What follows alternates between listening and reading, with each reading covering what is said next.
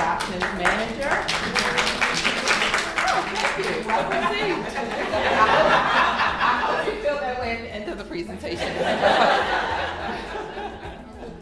So I work for the Maryland Department of Human Services and Social Services Administration, and that's our child welfare organization in Maryland. Today I'm going to be presenting on using implementation science to conduct a needs assessment survey regarding pre- and post-adoption services in Maryland. So my PICO. So I had this wonderful idea that if Maryland's adoption first and then the rest of the child welfare workforce receive this wonderful adoption competency training that we've heard throughout the last couple of days, the national trauma training through CASE, would this better inform and allow our child welfare staff to be adoption competent, receive additional technical, if they receive additional technical assistance from the central office?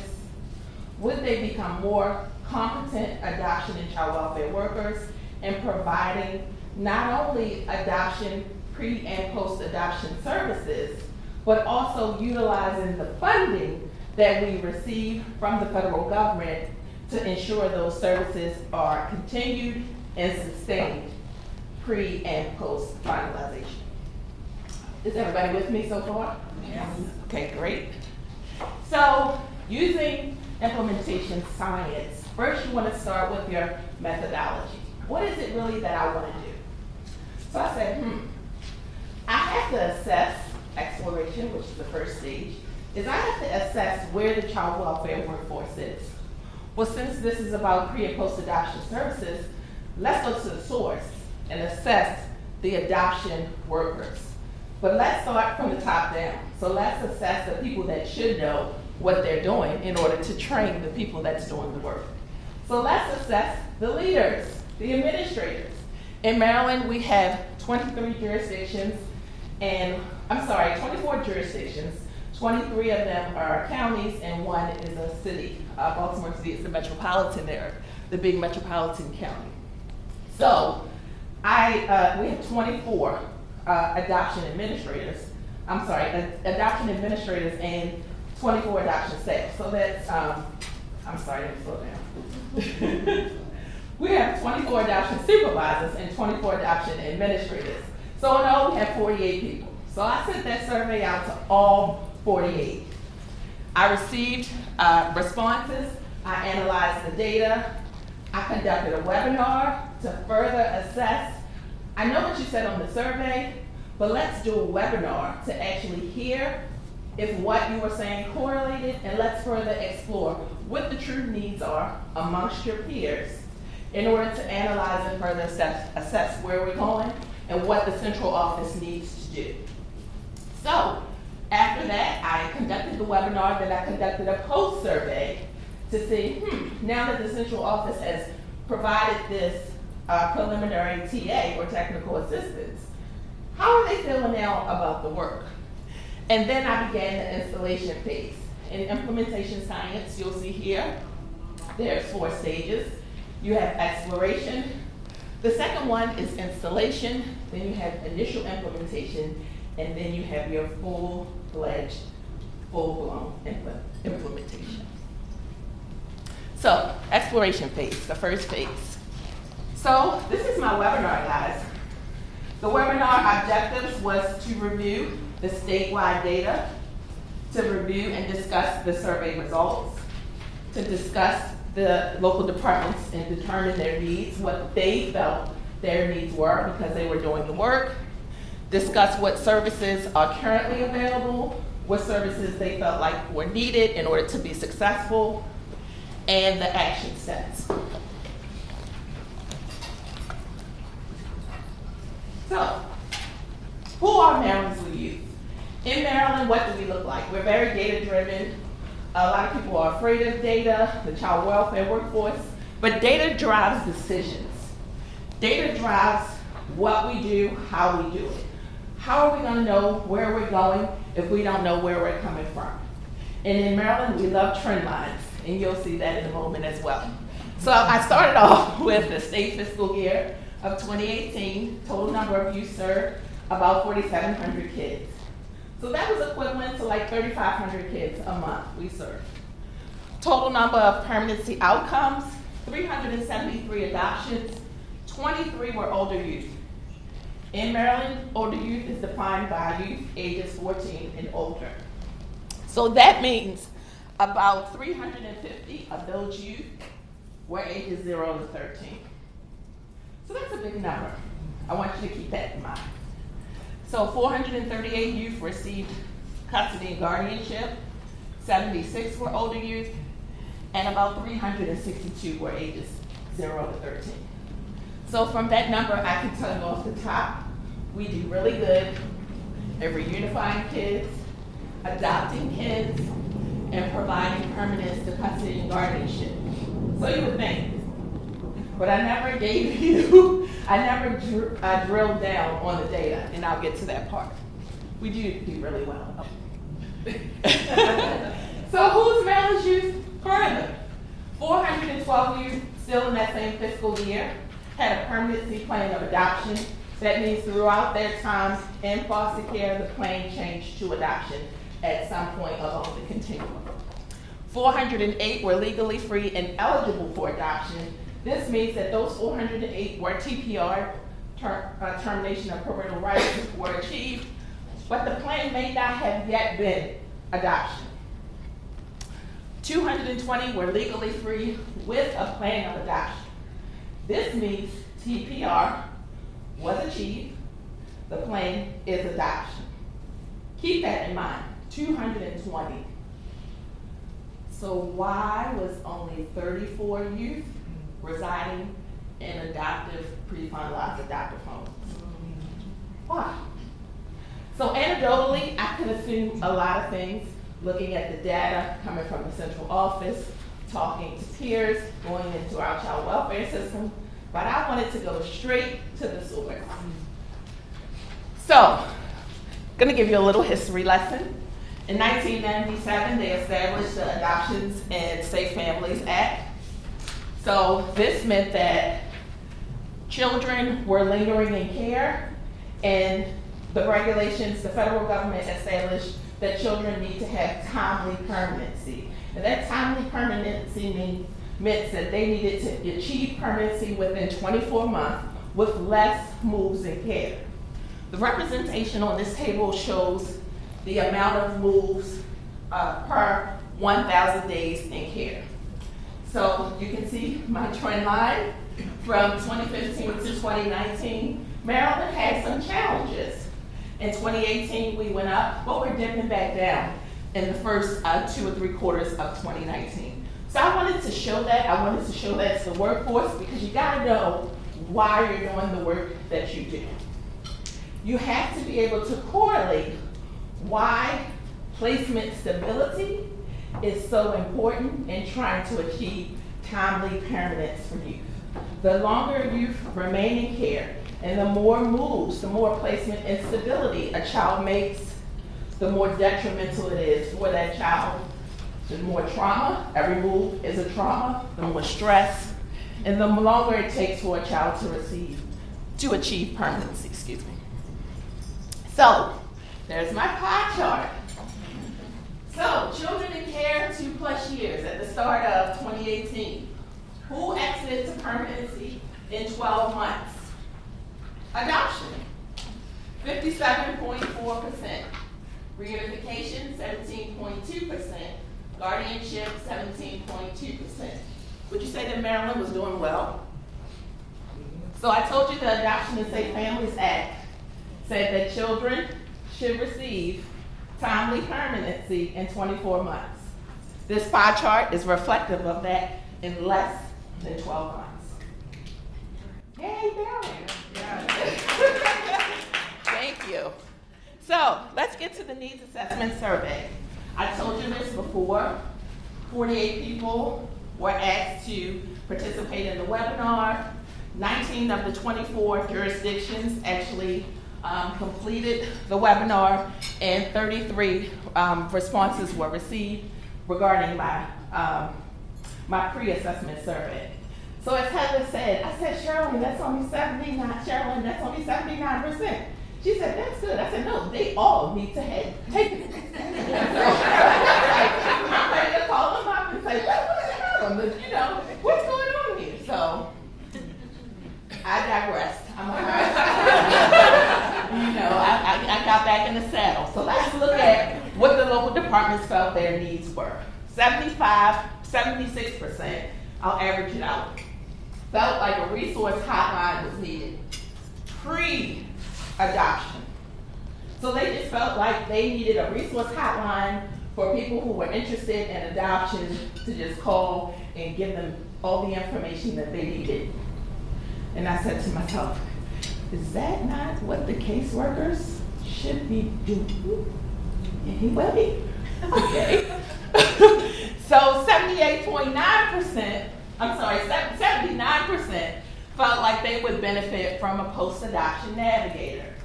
So I said, okay, I can get that, So that's after finalization, navigating the system, mental health resources, education, financial resources. 27.7% felt like their post-guardianship support groups are unmet need. Now we're getting somewhere. 46%, we need a post-adoption guardianship resource hotline. So less people thought that the hotline was needed for post-guardianship. More people felt like the resource was needed pre-adoption and guardianship. You following me? Mm-hmm. Okay. 61%.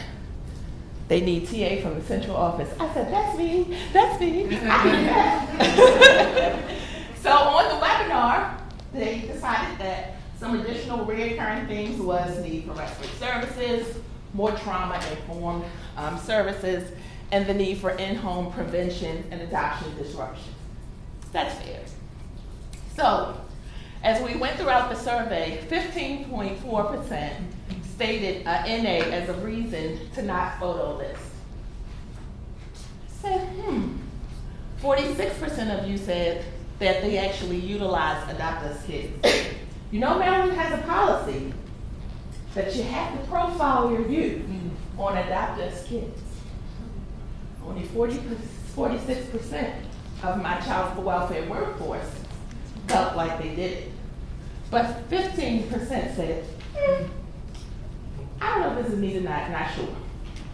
So I have a challenge here, right, in adoption competency. 79% felt like we needed pre-finalization supports, and 50% felt like we needed post-finalization supports. So, what is needed to achieve permanency? Still in exploration, I assessed adoption assistance training was clearly needed throughout the state of Maryland. Policy refreshers, because we do have them, 13-1 to be specific. Practice, dispelling adoption myths. On the webinar, I heard a lot of workers saying we're unable to find permanency for older youth. In Maryland, the age of consent is 10. Yes. So at 10, Brittany, do you think that you were really able to make that decision? At 10, guys. So adoption assistance services are needed, available resources, available supports, orders of respite supports available throughout the state, but a true understanding of the level of commitment it takes to be a forever permanent resource to a family. So many families have no idea the impact of how this decision is going to change not only the youth's life, but their lives as well. So the question became, do we do a good job at educating families about what they're about to face?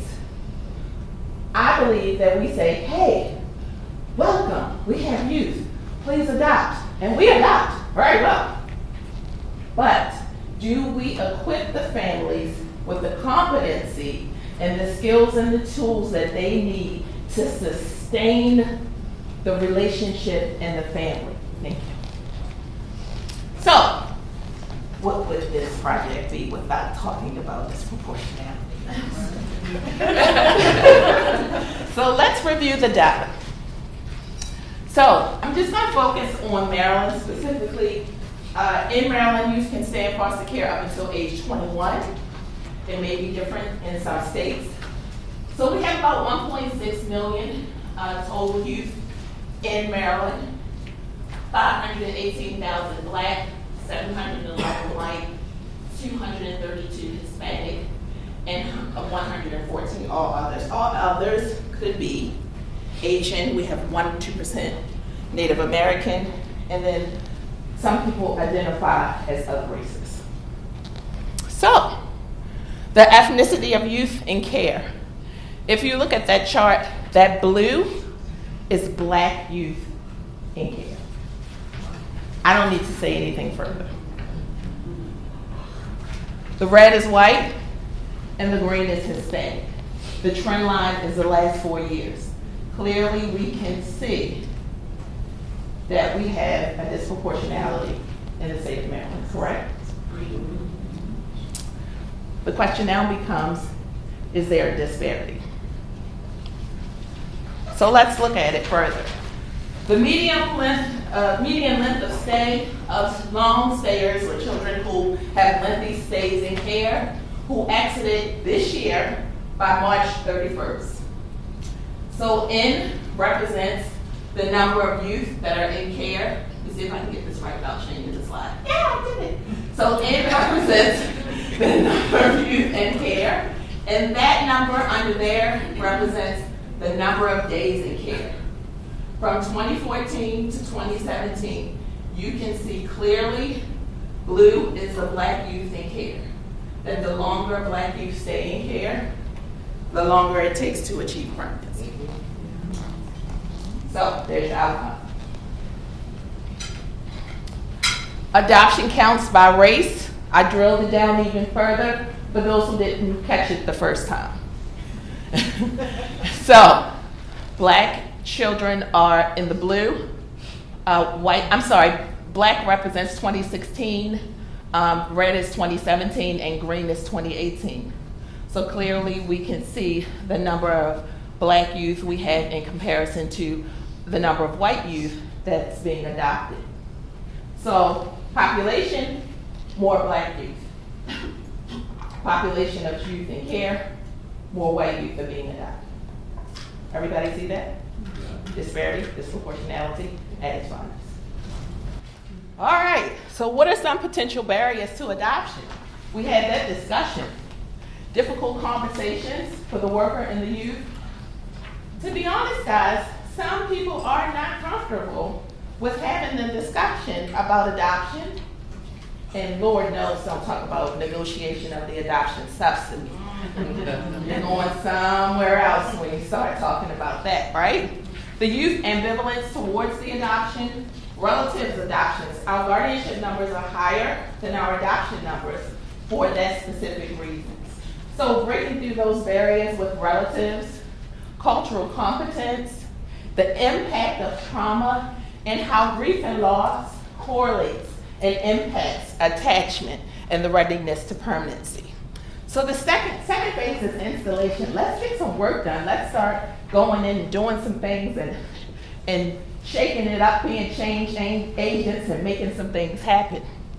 So in July, I conducted the adoption competency webinar. The webinar discussed post-adoption assistance, the local department needs, their assessment, ways to access financial supports from adoption assistance federal funding. Yes, we do receive funds to aid in adoption assistance. The local department said, really? That just wasn't back in 2002? No. It's every year. We have post-adoption assistance funding. We have guardianship incentive funding. Please come to me. I have the money, whatever you need to prevent the disruption, to sustain the family, to achieve the permanency. The money is here. I'm tracking it. I know you guys despite the emails that I send, despite the phone calls that I make, you guys are not utilizing this money. Why? So, the discussion of how the funds are utilized, how I track the funding, how the funds are processed, and the verification of receipt. Yes, I will want to know, did you actually use the money and what the outcome was? Yes, thank you, I would like to know that. Our federal partners would also like to know that. All right, so action steps to be taken by the state and the results thereof. Ensure child welfare workforce is not only competent in the area of adoption assistance and readiness for permanency, but also culturally competent. To ensure that trainings are centered around racial and ethnic diversity, I can tell you, when I put those 4 slides up, you could hear a pin drop. No one had a comment, no one made a statement. So I don't know if it was that they were just uncomfortable with the topic of race, or if that no one had ever given them the numbers where they could visually see it and they were processing the information. But if you know me, you know another webinar is coming. So, making efforts to include agency partners and stakeholders. I'm so glad to see our agency partners in the room already. So I'm glad you guys are being able to look at this, because I'll be coming for you for your attention. Thank you very much. That was a plug for Beth. To ensure Maryland's foster care youth who are legally free and eligible for adoption, exit care timely, not just exit care, but exit care timely. Yes, we do have goals. We have data-driven goals, and we will be using accounts-based, am I saying that right? Accounts-based accountability, results-based accountability to make sure that those outcomes are achieved. Because I believe that people need to see what they're doing.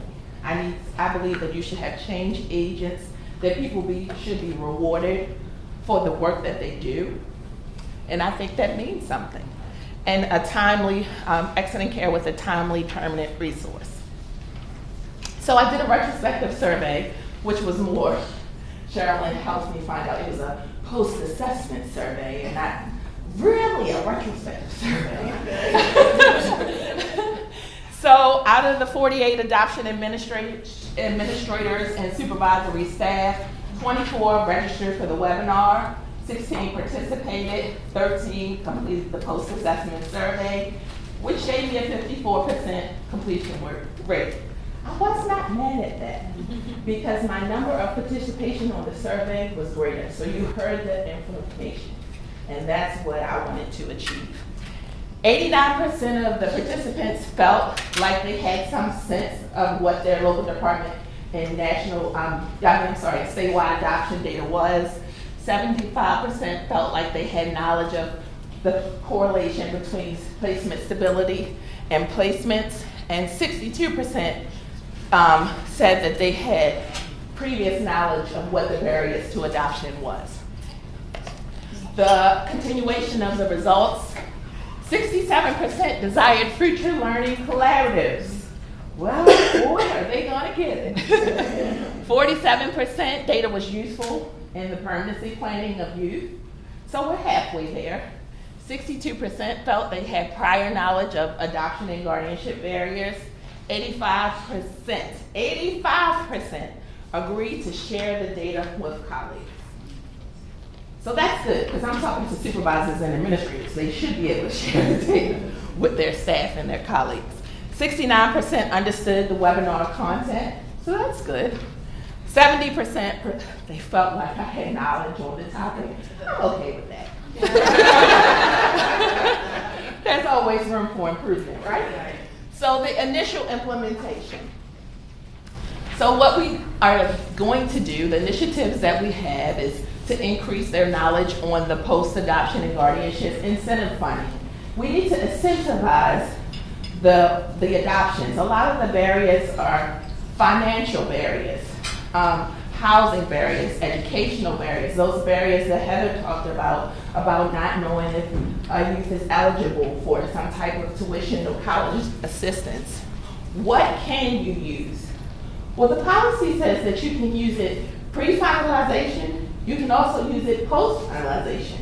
You can use it to incentivize the adoption. A lot of workers do not know this, or they understood it to be a one-time federal funding, and it's not true. Adoption savings funding. Maryland has adoption savings funding that we're planning on utilizing to ensure that adoption, let me explain this. How much time do I have? You're fine. Okay. You're fine. So, thank you. So adoption savings funding is the federal government. They're so nice, guys. So they give.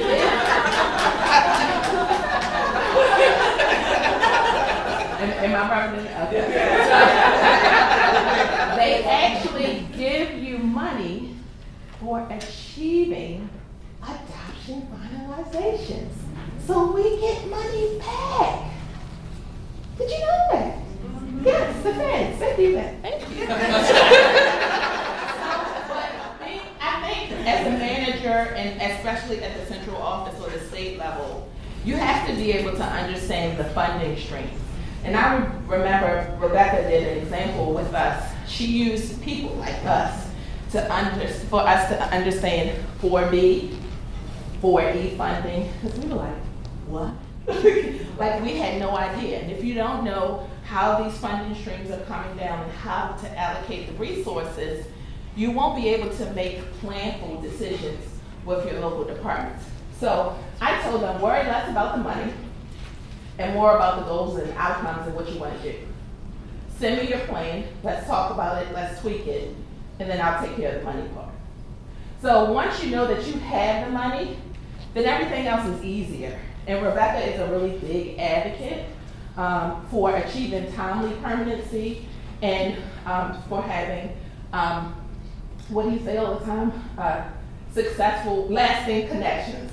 Having lasting connections. So now that we enter Family First, if you guys know about Family First legislation, traditionally these funds were only able to be accessed if a youth was in care. So they were used for children out of home.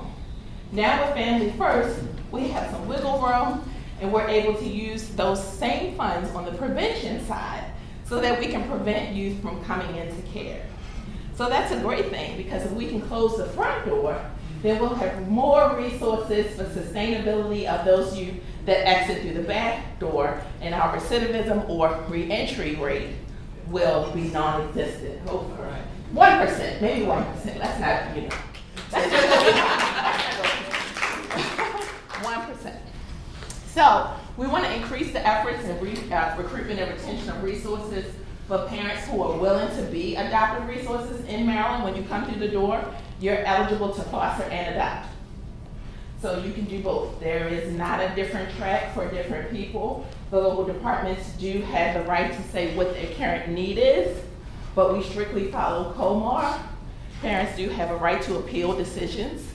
So we are binding on regulations, and so we want to make sure that all our policies and procedures have those compliances in them.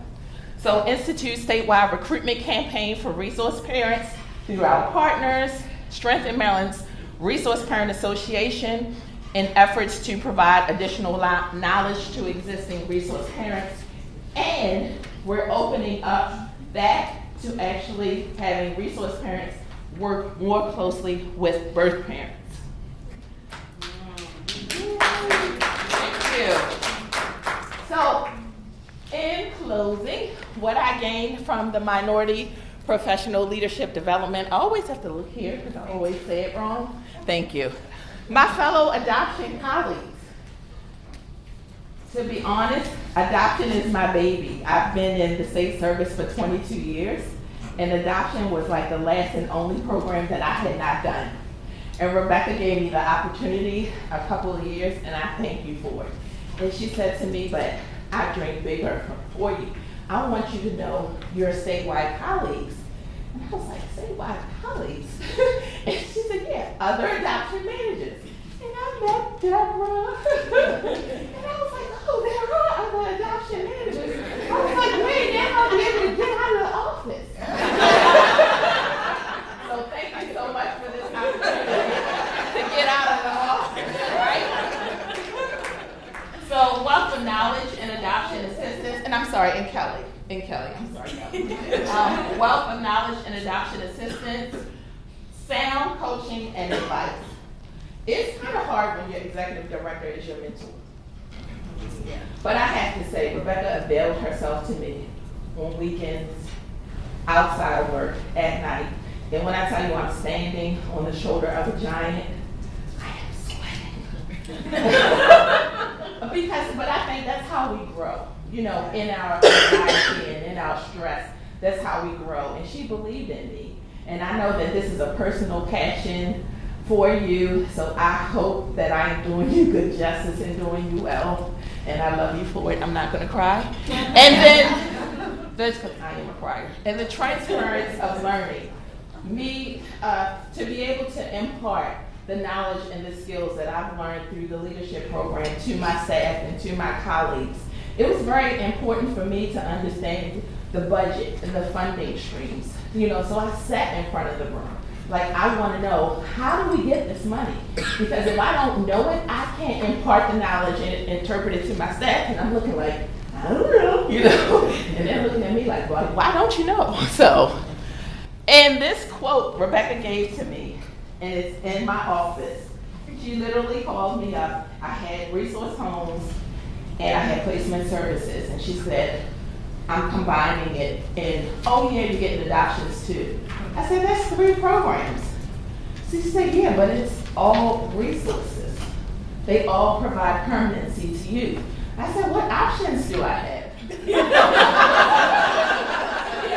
like, I'm a state employee, I got options. And she looked at me and she kindly said, this is the direction that I'm going with the agency. So I'm smart. Now, the says so you either do it or you find, or you be an active participant in your own rescue. She didn't say that. That's what I said to her. But then the next day, so all that weekend, I was like, oh my God, I've never served. It's the pleasure of, understand where I'm coming from. I'm being very transparent. I've never served at the pleasure of, that means she can call me in her office and say, your service is no longer needed. What am I going to do? So I called my sister up and she said, well, you have your degree, right? I said, yeah. She said, you have your license, right? I said, yeah. She said, you know what you're doing, right? She said, yeah. She said, I don't think you have a problem. I said, oh, okay. And that was almost 4 years ago, and I'm still saying that.